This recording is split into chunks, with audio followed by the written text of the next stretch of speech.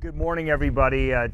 We have now completed 24 hours of walking around the track in what began as a journey in the rain and in the clouds, and then descended into darkness, but has become light and nice puffy clouds and beautiful sun and a nice little tercera breeze. But all around, some wonderful weather to end on this 24-hour vigil. I wanted to bring a person to today's meeting, and the person I wanted to bring was Lance P. Sijon. If you've ever met an academy grad, they could probably tell you three things about Lance P. Sijon, and those three things are a skull fracture, a mangled right hand, and a compound fracture of his left leg.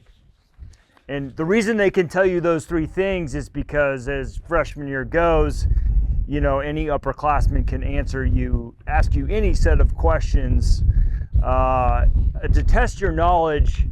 And for some reason, this question, what were Lance P. Sijon's injuries, was in the top 5 of favorite questions.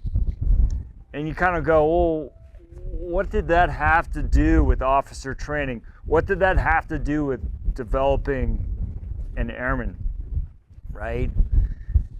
And it was just a constant reminder of the sacrifice we have committed ourselves, if called to, and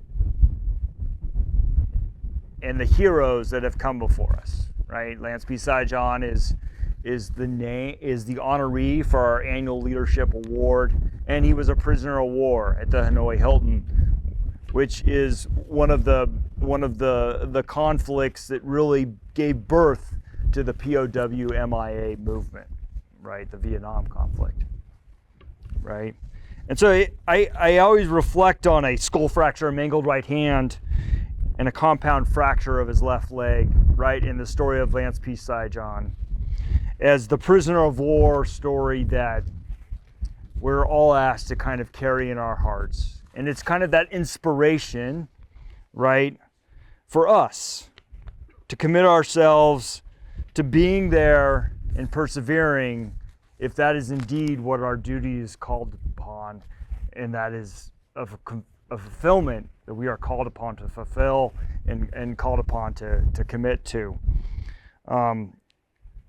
And you know, by having this vigil, we have committed ourselves to have that courage, and we also have committed ourselves to value the lives and the remains of those who have fallen, and to do everything we can to bring them home.